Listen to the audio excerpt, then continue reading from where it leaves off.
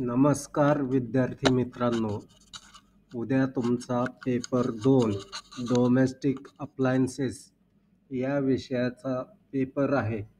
तर या विषयाचा अभ्यास करताना सुरुवातीला आपण त्यामध्ये धडे कोणते आहेत ते पाहू. तर तुम्हाला या ठिकाणी धड्यांची नावं दिसतील आणि त्याच्या पुढं त्या उपकरणामध्ये कोणती मोटर वापरलेली आहे हे दिलेलं आहे.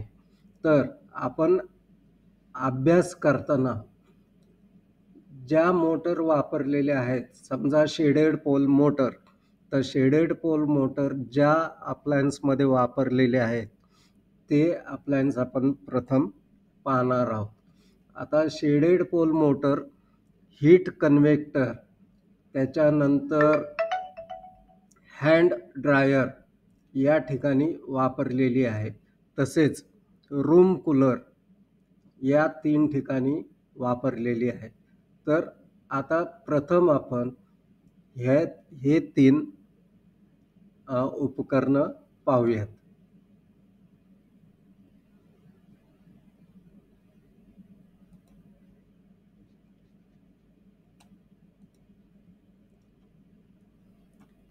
आता या ठिकाणी आपण प्रथम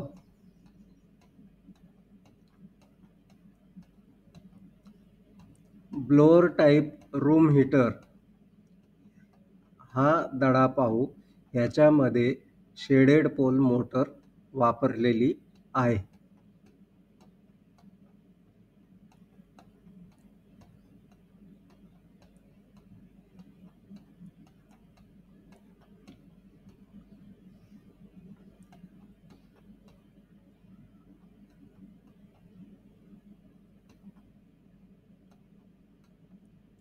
आता हा इलेक्ट्रिक हीट कन्व्हेक्टर म्हणजेच ब्लोअर टाईप रूम हीटर ह्या धड्याचा आपण थोडक्यात अभ्यास करणार आहोत.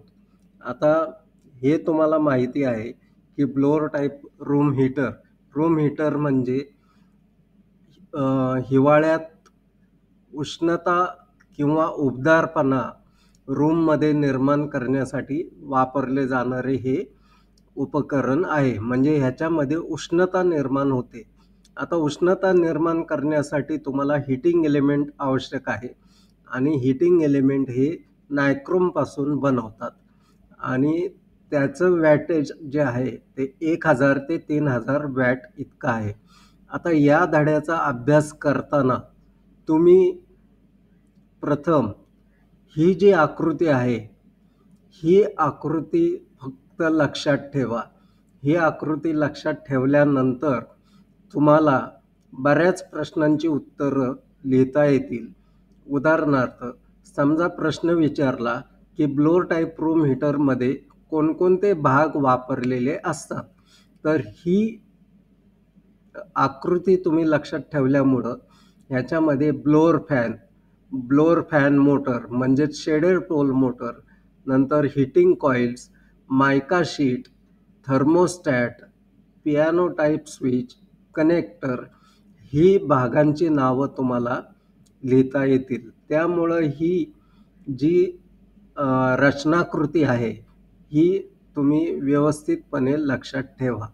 ह्याला रचनाकृती म्हणतात हे सुद्धा लक्षात असू द्या, कारण तुम्ही त्याला नाहीतर सर्किट डायग्राम आणि रचनाकृती याच्यामध्ये फरक आहे.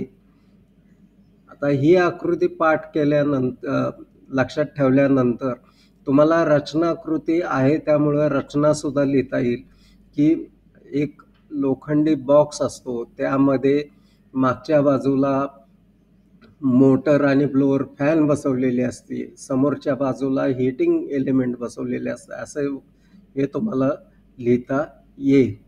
त्याच्यानंतर आपण ही जी आकृती आहे ही सर्किट डायग्राम म्हणजेच मंडलाकृती आहे. तर ही मंडलाकृती तुम्ही लक्षात ठेवा.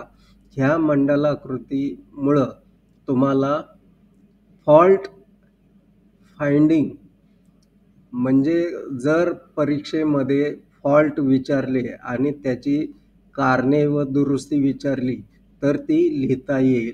समजा ब्लोअर हा जो आहे ब्लोअर टाईप रूम हीटर, तो उष्ण हवा फेकत नाही. आता उष्ण हवा कशामुळं येते?